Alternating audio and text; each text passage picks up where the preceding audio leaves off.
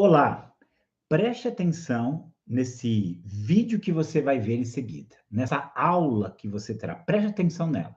Vai falar de um assunto que vai se tornar cada vez mais necessário para aquelas pessoas que querem ser cristãos efetivos, que querem permanecer na sua fé, que querem verdadeiramente aplicar aquilo que aprendem na palavra nesse mundo com muitas ideias diferentes, com muitas crenças diferentes. Você vai ter agora uma aula de introdução à apologética. Qual é a minha intenção com essa aula? Para que você venha para o mundo da apologética e você então possa se aprofundar nesse assunto. No final do vídeo, você vai ter aí um link aqui, um endereço para você se inscrever num curso de apologética que com certeza vai revolucionar a sua maneira de olhar a palavra, de olhar o mundo e tornar você um cristão muito mais efetivo, muito mais frutífero e muito mais influente nesse mundo. Veja esse vídeo e não perca essa oportunidade de fazer esse curso.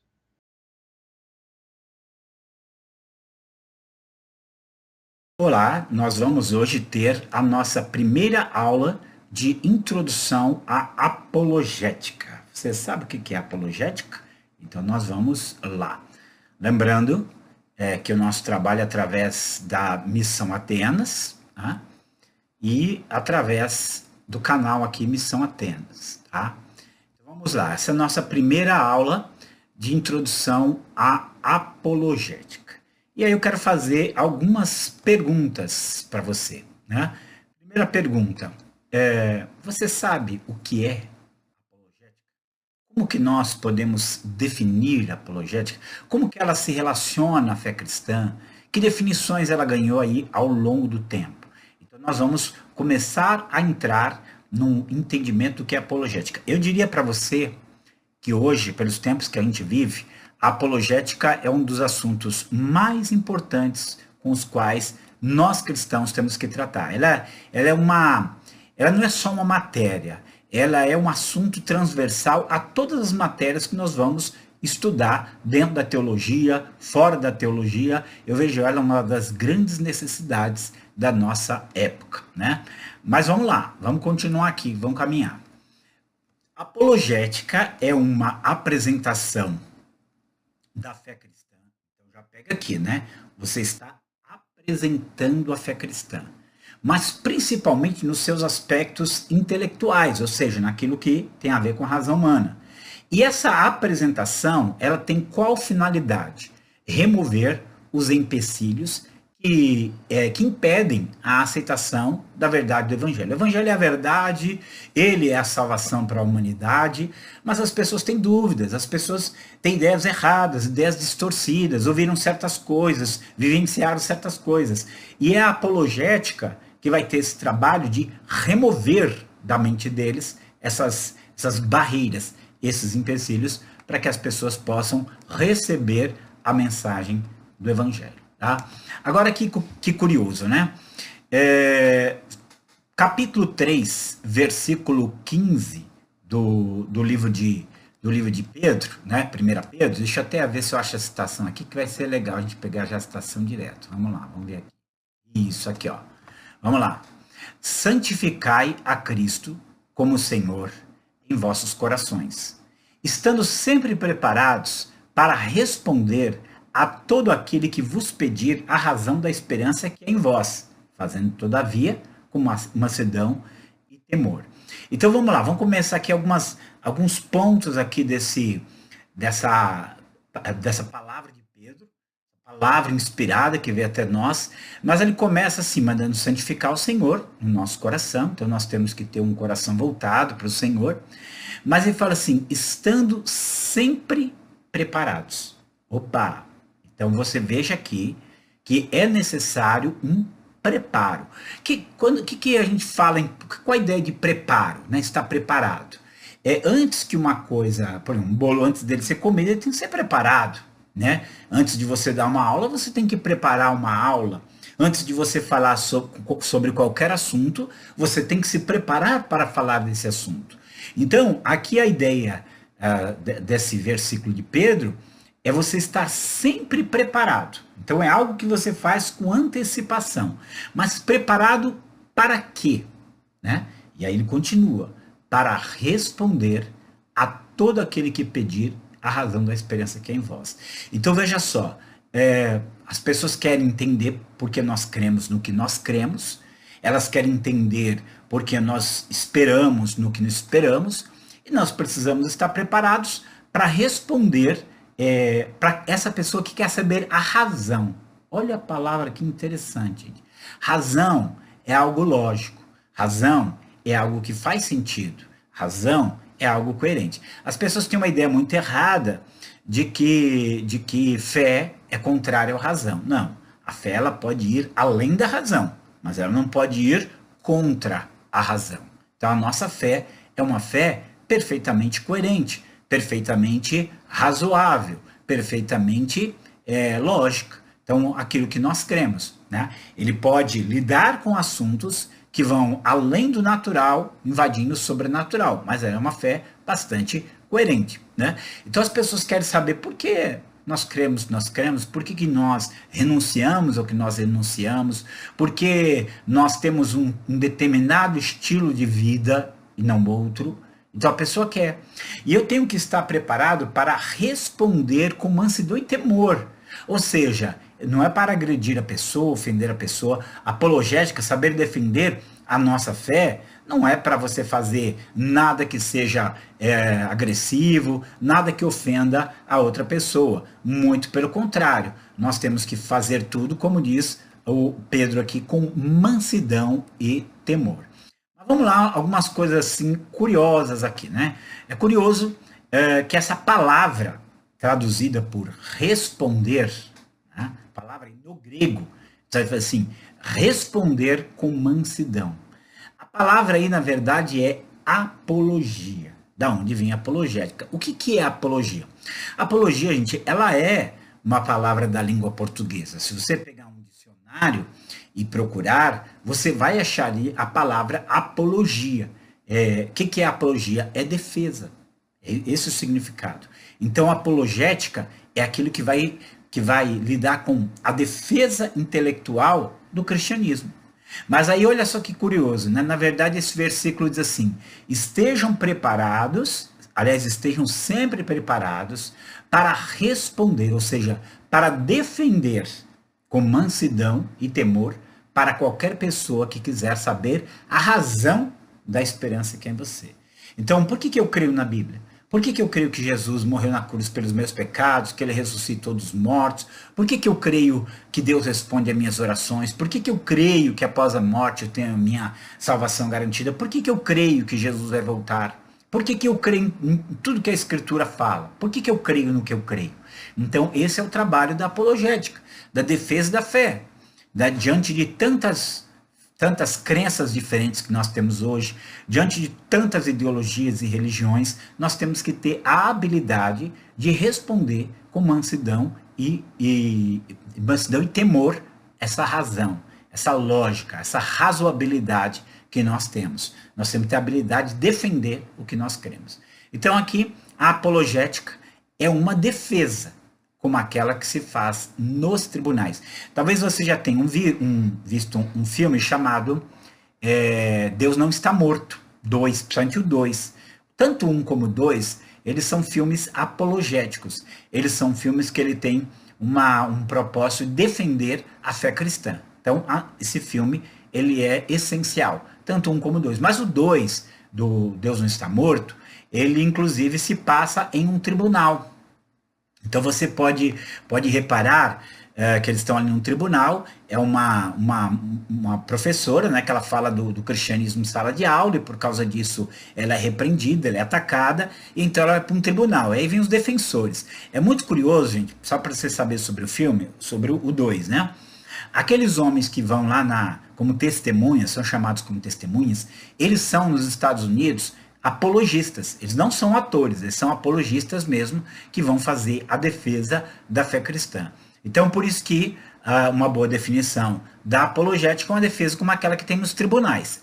A apologética cristã envolve fazer a defesa intelectual da verdade da fé cristã. Então eu digo que algo aconteceu, que algo é verdadeiro, que algo é um fato, então eu preciso provar esse fato, apresentar evidências desse fato, apresentar razões por que eu devo confiar nesse fato. Isso é apologética, é isso que nós vamos aprender aqui. Por que você crê em Jesus? Por quê?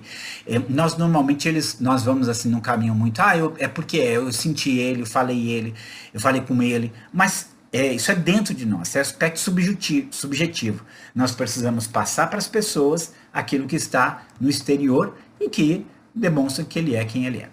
Bom, aqui ó, nós vamos a algumas passagens.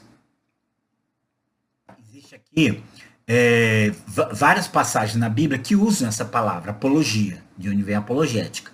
Olha aqui, o apóstolo Paulo, aqui no capítulo 22, no versículo 1, inclusive, ele está ali num tribunal, e aí na defesa ele fala, irmãos e pais, ouvi agora minha defesa perante vós. Aliás, capítulo 22, ele não está no tribunal, ele está aos pés de uma escada ali do templo de Jerusalém, e estão querendo matá-lo, então vai fazer a sua defesa. Então se vê, irmãos e pais, ouvi agora a minha defesa, ouvi agora a minha apologia. Tá? E aí, capítulo 25, ele está no tribunal, a eles respondi que não é costume dos humanos condenar quem quer que seja, sem que o acusado tenha presente seus acusadores e possa defender-se da acusação. Então tem a ver com a apologia. Aqui, 1 Coríntios 9:3, Paulo diz, a minha defesa perante os que me interpelam ou seja, a minha apologia perante aqueles que me interpelam Em 2 Coríntios 7:11, ele só usa a palavra, digamos assim, aleatoriamente, né? Ele fala assim, porque quanto cuidado não produziu isso mesmo em vós, que segundo a vontade de Deus, fostes contristados, que defesa, ou seja, que apologia, que indignação, que temor, que saudades, que zelo, que vindita, em tudo desse prova de estares inocente nesse assunto. Então aqui novamente a palavra apologia. Filipenses 1:7 é muito significativo, porque Colossenses é uma das epístolas da prisão, então Paulo está ali envolvido em um julgamento. E aí ele escreve aqui aos Filipenses, ele diz, porque vos trago no coração, seja nas minhas algemas, ou seja, nas cadeias, nas prisões, seja na defesa, ou seja, na apologia e confirmação do evangelho, pois todos sois participantes da graça comigo. Então veja só, seja na defesa e confirmação do evangelho. Então ele estava ali fazendo uma defesa do evangelho, da sua veracidade e da sua importância. Então ele estava ali fazendo uma apologia do evangelho. E aqui ainda em Filipenses 1:16 ele usa essa palavra novamente, né? Estes por amor, sabendo que estou incumbido da defesa do evangelho, da apologia do evangelho. Então, a apologia dá origem à palavra apologética, todo esse estudo, essa habilidade, essa preparação para defender o evangelho.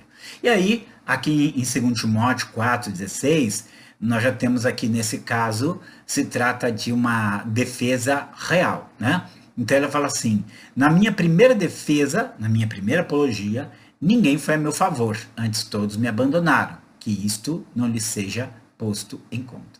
Então aqui o apóstolo Paulo, ele vai falar de uma julgamento real que ele tem, né, por causa do evangelho. No caso aqui, 2 Timóteo, provavelmente é uma segunda prisão, diferente daquela de Filipenses, mas tudo isso envolve tribunais, mas ele sempre coloca a ideia de estava ali também em defesa do evangelho. Deu para você captar um pouquinho dessa ideia do que é nosso trabalho aqui com o evangelho? Então, o que é fazer apologética? É defender a verdade do evangelho. Como que eu defendo a verdade do evangelho? Eu vou falar aqui 3 formas de você defender a verdade do evangelho, porque é isso mesmo. A primeira delas, gente, é quando a nossa vida ela reflete a verdade do evangelho. Não significa que nós somos perfeitos, que nós nunca falhamos, que nós não temos nossos problemas, porque nós sabemos isso. Quem é maduro sabe que tem. Mas, quando você vive uma vida coerente, condizente, autêntica com o evangelho, você está fazendo uma defesa do evangelho. Veja só, tem aquelas pessoas assim que elas viveram uma vida muito errada, às vezes envolvida com crime, com droga, com bebida, com uma série de coisas, e de repente ela muda. Ela começa a largar vícios, larga a vida errada, começa a fazer coisas completamente diferentes, que é uma transformação às vezes tão grande que as pessoas se assustam, né? E as pessoas perguntam, o que aconteceu? O que aconteceu? E a pessoa fala, me converti. Ela mudou a atitude dela diante de tudo. E só nisso aí é uma grande defesa do evangelho, porque muita gente se converte. Então, eu costumo, inclusive, dizer assim, que o que leva as pessoas a se converterem é ver a mudança na nossa vida, a ver a maneira que a gente vive. Ela, às vezes, vive num caminho todo torto e errado, e ela olha para a nossa vida e ela fala, opa, ele tem alguma coisa que eu não tenho. Aconteceu alguma coisa na vida dele que não aconteceu na minha. O que será? Eu quero experimentar isso aí. Então, a primeira maneira, o primeiro modo, né, de você fazer apologética é com a sua vida, no viver diário. Você mostra a verdade do evangelho. Mas a segunda maneira de você fazer apologética é quando você proclama as verdades reveladas de Deus. Alguém já disse que a melhor defesa é a proclamação. Então, quando eu falo as verdades do evangelho num mundo cheio de mentira, opa, eu estou defendendo as verdades do evangelho. Quando eu digo que só existe um Deus e ele é o criador dos céus e da terra e ele não precisa de imagem de escultura para representar, eu estou defendendo a mensagem a mensagem da revelação divina. Quando eu digo assim que só existe um Salvador, que é Jesus Cristo, um só Deus e um só mediador entre Deus e os homens, eu estou defendendo a verdade, proclamando. Quando eu digo que a Bíblia é a única palavra revelada de Deus e que as pessoas precisam crer na Bíblia para serem salvos, eu estou defendendo a verdade de Deus, como? Proclamando. Quando eu digo que Jesus vai voltar, eu estou defendendo uma afirmação bíblica como? Proclamando. Então, além de viver uma vida que demonstre o que Deus fez em mim, eu também proclamo as verdades dele. Mas, muitas vezes, eu vou encontrar pessoas com outras crenças. Mas, muitas vezes, eu vou encontrar pessoas que acreditam de uma forma diferente. E aí é onde eu preciso conhecer a verdade do evangelho. É aí onde eu preciso argumentar em favor dessa verdade. Aí onde eu preciso ter certas habilidades, é onde eu preciso saber argumentar, saber ouvir a pessoa e dar uma resposta adequada para ele, tirar alguma dúvida que ele tem, tirar da mente dele algum engano que ele tem, né? Às vezes, fazer ele encarar alguma coisa que ele viu, né? Ou que aquilo levou ele à incredulidade, levou ele a uma hostilidade ao evangelho, e eu tenho um argumento e faço com que ele, então, limpe da sua mente essa barreira, né? Às vezes é resolvendo a dúvida de alguém que eu ajudo ele. Vamos pensar assim, né? Tem gente que fala assim, que ele aprendeu lá no meio dos espíritas, o João Batista era a reencarnação de Elias. Ele não fala isso, mas ele fala, João Batista é a reencarnação de Elias. Mas está escrito que ele veio no espírito e poder de Elias. Bom, na Bíblia vem no espírito e poder de alguém, não significa que ele reencarnou. Aliás, que eu saiba, para haver reencarnação, tem que haver morte. E aí você leva ele lá para o livro de Reis e você vai ver que Elias não morreu. Fala assim, que se ele não morreu, como é que ele pode reencarnar se ele não morreu? Opa, tem uma coisa errada aí. Entendeu? É dessa forma que você vai corrigindo. E a pessoa fica pensando. Talvez ela na hora não fale nada, mas ela fica pensando. Então, muitas vezes nós vamos ter que argumentar a favor da verdade para remover essas distorções e esses enganos. Então, nosso trabalho é defender a verdade do evangelho. Só que o evangelho é uma coisa muito ampla. Então, tem uma definição central do cristianismo aqui que vai te ajudar a entender um pouquinho o que é que você tem que defender, o que é que você tem que expressar, né? Então tá aí, ó. Existe um Deus infinito de sabedoria, poder e amor absoluto, que se revelou por meios naturais e sobrenaturais, na criação, na natureza do homem, na história de Israel e da igreja, nas páginas das Santas Escrituras, na sua encarnação em Cristo e através do evangelho no coração de todo aquele que crê. Deu para você captar aqui? Então, isso aqui é a nossa mensagem, tá? Existe um Deus bom, sábio, amoroso, poderoso, né? São coisas que a gente fala. E só que esse Deus, ele se revela. ele se dá a conhecer. Mesmo que ele seja invisível, ele se dá a conhecer. Por quê? Como? Por meios naturais, né? Então, meio natural você tem. Você tem a criação, você tem a história. A história de Israel, inclusive, com coisas muito com coisas aparentemente naturais, mas mostra uma direção divina. A natureza do próprio homem. Você olha a natureza do homem, ela busca um Deus, mesmo que ela se atrapalhe no caminho, mas ela busca um Deus. A história de Israel da igreja, as páginas das escrituras, Deus se revela ali, mostra quem ele é. Em Cristo, Deus se revelou, Deus estava em Cristo reconciliando consigo o mundo. Então você tem ali isso. E através do evangelho ele se revela no coração daquele que crê. Então isso é, digamos assim, é o elemento básico que nós usamos para o conteúdo básico que nós anunciamos, que nós proclamamos, e o nosso desejo é mostrar para as pessoas que isso que é verdadeiro, que esse conteúdo, que esses fatos mostrados aí, eles são verdadeiros. Então eu vou começar aqui com alguns pontos sobre a apologética, para você entender o que ela significa. Então nós vamos lá.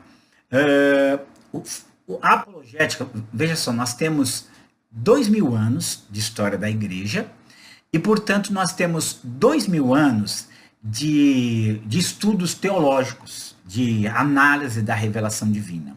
Mas a primeira forma de teologia que surge, de pensar teológico que surge, é a apologética. Por quê, gente? Porque quando os apóstolos morrem, vamos lembrar que eles viveram ali dentro do contexto do povo judeu, do contexto de Israel. E agora ele tem que ir além dessas fronteiras. Então ele tem que explicar a salvação para um povo de outra cultura, que era o povo grego, que tinha suas crenças, que tinha aí as suas filosofias, suas filosofagens, né? Então tinha que explicar. Então, para explicar, e muitas vezes, muita coisa que a Bíblia fala para os gregos parecia estranho. Então é onde você tem um grupo de pessoas chamadas apologistas, que eles vão defender a fé cristã. Muitas vezes se chama de apologética, isso aconteceu no Brasil, porque veio em 1984 uma organização americana chamada Instituto Cristão de Pesquisas. Eles tinham uma revista muito boa chamada Defesa da Fé. Eu escrevi muitos anos para essa revista, né? Para a revista Defesa da Fé. Eu ajudei na produção de um trabalho apologético muito bom, que é a Bíblia Apologética de Estudos, né? Fiz todas as introduções dos livros, notas de rodapé, mais estudos ali da parte final da Bíblia de Estudo Apologética. E então esse CP ele foi muito marcante na história da defesa da fé no Brasil, mas ele tinha uma característica: ele se preocupava mais em focar os grupos religiosos, que eles chamavam muito de seitas, né? Então, só que essa abordagem de seitas, de mostrar o erro de Testemunho de Jeová, o erro de Adventista, o erro de Espírita, o erro de Mórmon, está muito relacionado com o que a gente chama de heresia ou heresiologia. Heresiologia é o estudo das heresias. Então, a apologética ela é muito mais ampla do que a heresiologia, mas ela também inclui um pouco da heresiologia, tá? E veja só, a apologética ela tem vários, digamos assim, assuntos com os quais ela lida. Aliás, ela vai procurar se relacionar com todos os assuntos da Bíblia, mas existe um ramo da apologética que se preocupa com esses grupos religiosos que têm ensinos contrários às Escrituras ou que distorcem as Escrituras, e nós precisamos mostrar que esses ensinos estão errados. É um do papel da apologética, tá? Outra coisa, não é uma tentativa de substituir a fé por argumentos, tá? A gente tem que entender isso, porque a pessoa pensa, a fé, vou falar assim, a gente dá os argumentos, como aqui, ó, lê aqui comigo, não é uma tentativa de substituir a fé por argumentos intelectuais, mas de fornecer à fé coerência e razoabilidade, ou seja, que o que nós cremos faz sentido, que o que nós cremos tem solidez, que o que nós cremos é racional. Então isso é muito importante para as pessoas entenderem que a gente não crê num quadrado redondo, a gente crê em coisas que são corretas de se crer. E então assim, só que mesmo que você apresente todos os argumentos racionais, todos os motivos para alguém crer em Cristo, ele pode não crer. Ele pode não abraçar aquilo, porque a fé não é apenas um assentimento mental. Fé tem a ver com confiança. Então, se uma pessoa ela acreditou que Jesus morreu pelos pecados dela, e que ele chama essa pessoa para andar com ele, para obedecer a ele e aguardar a volta dele, e essa pessoa não faz isso, então ela não creu verdadeiramente. Porque quem crer é a mesma coisa assim, eu chego para você e dou provas, olha, a sua casa está pegando fogo. Por quê? Tem uma chama saindo ali da cozinha, tem um calor saindo ali da cozinha e começou a dar uns pequenos estouros. Sua casa está pegando fogo. Se você fica sentado e fala assim, ah, tá bom. Eu falo, não, mas tem que sair daí, senão você vai morrer. A pessoa, ah, tá bom, eu acredito. Não, mas é verdade. Não, eu tô acreditando. Gente, se a pessoa acreditasse, ela não ficaria ali, ela tomaria uma atitude. Se a pessoa crê de fato, ela vai ter uma atitude diante dessas verdades. Entendeu a diferença? Então, eu apresento os motivos pelos quais você tem que crer. Eu mostro na apologética que certas ideias que você tem são erradas, não são coerentes. Eu procuro mostrar o quanto que o cristianismo ele é razoável. Agora, confiar no que eu estou falando, se entregar a mensagem, isso é algo muito mais profundo, isso é algo, uma raiz muito mais forte, né? Então, assim, a apologética, gente, ela não funciona se a pessoa não quer crer. Ela serve apenas para vencer dificuldades intelectuais, mas tem gente que ele não quer crer, porque se ele, eu falo assim, né? Tem pessoas que ele não quer crer na Bíblia, sabe por quê? Porque ele sabe que se a Bíblia estiver certo, ai dele. Tem gente que ele fala que Deus não existe, não é porque ele de fato acredita que não, Deus não existe, é porque ele sabe que se Deus existir, ele está lascado, né? Então, esse é o ponto. Também apologética não é uma intelectualização da fé cristã, tá? Não é uma intelectualização da fé cristã. É apenas são apenas, digamos assim, ferramentas que você vai poder usar dentro da fé cristã. Ela não substitui a necessidade de um relacionamento pessoal e íntimo com Deus baseado no amor. É a mesma coisa assim, você alguém vem e fala, dá todas as referências a uma pessoa e fala que ela é um bom partido para você casar, né? Aí você pega aquelas informações, lê e pronto. Não. Se você realmente vai estabelecer uma aliança, um compromisso com aquela pessoa, você tem que ter um relacionamento pessoal com ela, de amor ali. Não adianta você só saber as coisas. Então, a apologética pode te dar informações, mas a sua reação diante dessas informações envolve todo o seu ser, não apenas a sua mente. Envolve os seus sentimentos e sua vontade também, tá? E a apologética, ela também, gente, não é um substituto para o Espírito Santo, porque eu e você não temos poder para convencer ninguém, né? Quem tem poder para convencer as pessoas do pecado é o Espírito Santo. E ele usa a palavra. E a apologética é uma maneira de você usar a palavra com sabedoria. É uma maneira de você usar a palavra com razoabilidade. Então, nós temos que saber que existem argumentos, existem motivos, existem razões para as pessoas acreditarem na nossa mensagem, na mensagem do Evangelho. E aí, algumas pessoas vão ouvir e não vão crer. Outras vão ouvir e vão crer. E aí eu queria deixar para você, inclusive, essa frase de um grande pensador cristão, que é o Blaise Pascal, e que ele diz, né? Existe luz suficiente para aqueles que querem crer. E existem sombras suficientes para cegar aqueles que não querem crer. Então é aquilo que eu falei, tem gente que ele não quer crer. Ele realmente não quer se curvar a Cristo. Ele quer simplesmente fazer a sua própria vontade. Vontade, paciência. Esse vai ser o caminho para ele. Gostou dessa nossa aula? Espera aí, que essa aqui é só a primeira parte da nossa primeira aula e logo, logo nós vamos ter mais uma aula aí falando sobre a importância da apologética, sobre o que é